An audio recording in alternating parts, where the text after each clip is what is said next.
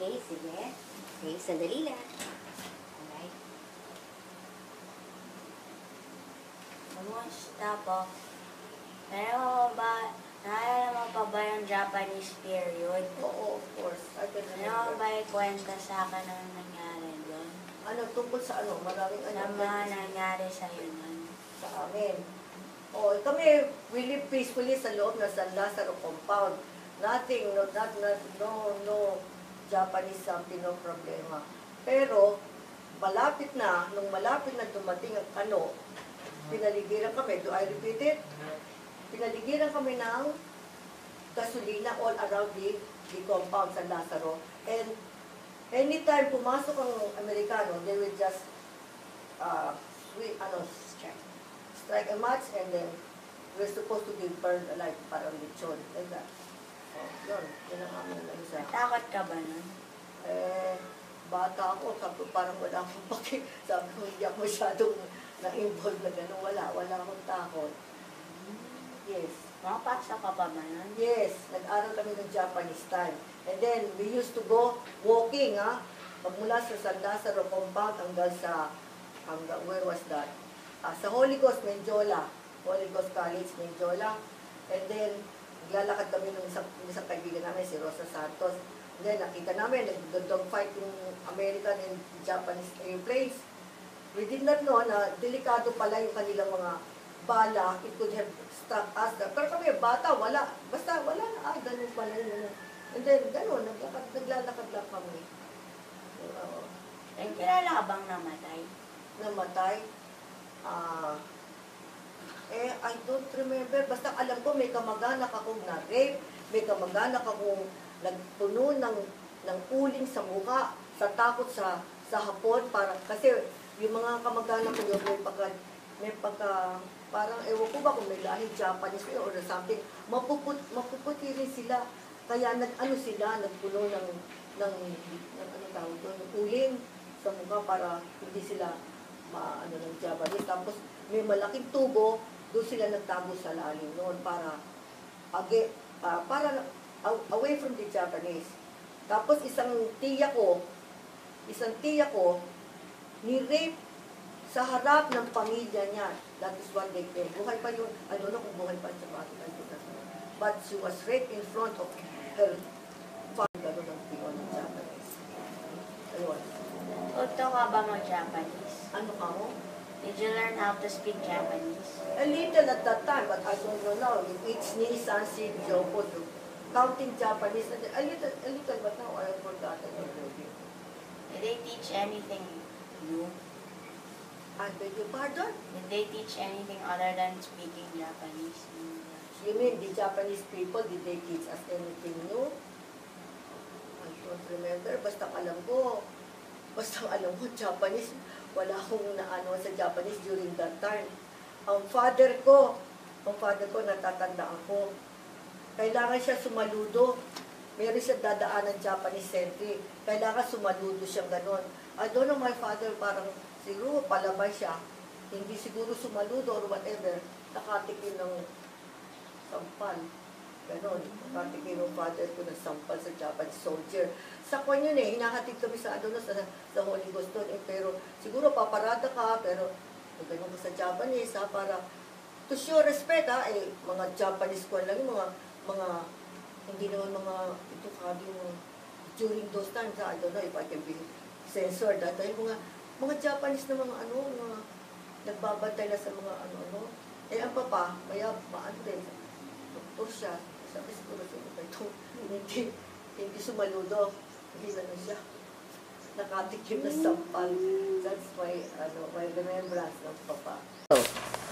I remember a certain priest, William Dushak of Espiritu Santo Church in Manila.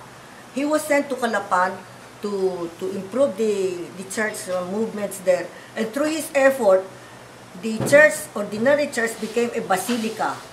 Now, during those times, Japanese time noon, ngayon, pauwi na siya sa Manila, and he was riding the boat from Manila from Calapan, going to Batangas and Manila. That's the way it goes, no? Nasa boat siya, tinapon siya ng Japanese overboard.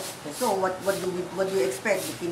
Basta namatay siya. Tinapon siya ng Hapon sa dagat. That is the way the bishop died. William Dushak. William Dushak. Pasang ang malaking casualty sa south. Kami north kami. North ang Santa Cruz and tama, may Pasig River, ano? Yung Pasig River may mga bridges. Alam mo ba ang bridge sa Pasig River? Mga John's Bridge, Santa Cruz Bridge, and then Ayala Bridge, yung mga ganyan. North of that, yan Manila, yan, north, ang tawag dyan, north. Across the river, south, doon ngayon ang biktima doon sa south. Kaya ang daming casualty doon. Isang kilala kong kilala mo si Larry Henares. Ngayon si Larry Henares had a wife maganda si Cecily Chauco. Ngayon si Cecily Chauco naging biktima yan. Kasi I do not know, sa putukan na yung paa niya, natamaan. So, dinala siya dito sa north. Sa north siya, across the Pasig dinala siya dito sa north. Pinutol ang paa niya ni Dr. Rivera na tatay ng classmate ko. So, yan, binisita namin sa San Lazaro Hospital yan.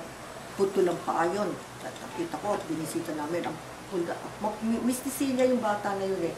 Ang putla-putla na ganyan, ang putol ang paa. That is the wife of Larry Henares.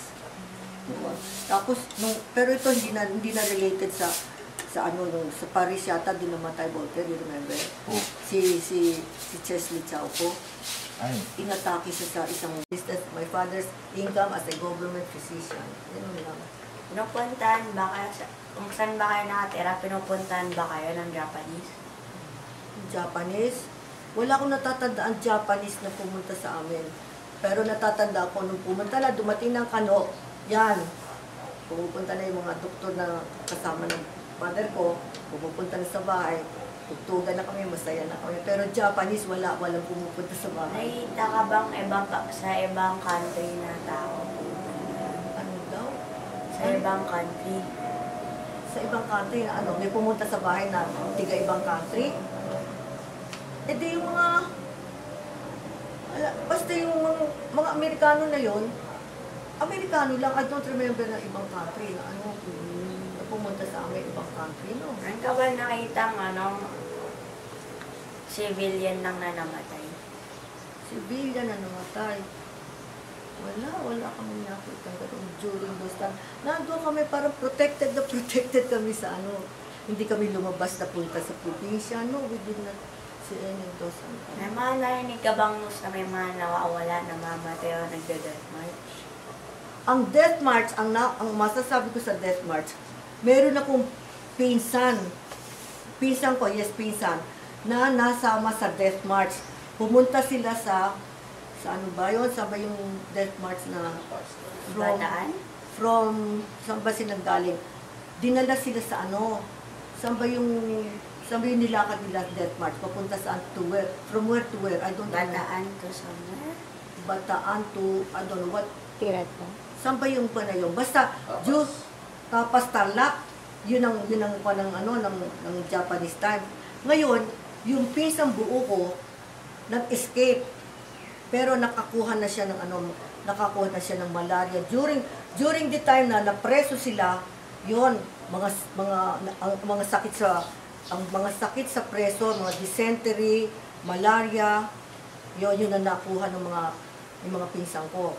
So when he came home, naka-escape siya, payat na malaria. I don't know kung anong klaseng malaria yun, but he survived. He survived. Kumain siya ng mga anti-malaria drugs, and that's it. Yung isa naman pinsang ko, dumating sa bahay, na galing din, naka-escape siya sa death march, nakapaa siya, nakasinturo ng, ayaw ko kung anong ginawa niya. Basta, na-survive din niya. That's it. Na-survive yung pinsang ko, walang namatay na. Basta na-survive nila. Di ba siya na-hospital? Yun na nga, yung pinsan ko, na-hospital siya, ginabot siya sa hospital. Dahil sa malaria niya, alam mo yung malaria, yung mataas ang lagnat na nanginginig, yung gano'n. Gumaling awa. Matagal ba? I can't remember kung matagal na yung sakit niya yun. Basta, during the time na yung Japanese time, gumaling siya. Gumaling yung pesa ko. Walang ano. Thank you, Lord. Namatay. Nabuhay ko ngayon. What's that? Okay. Thank you. Thank you. Thank you. Are you done? Okay po. Thank you then.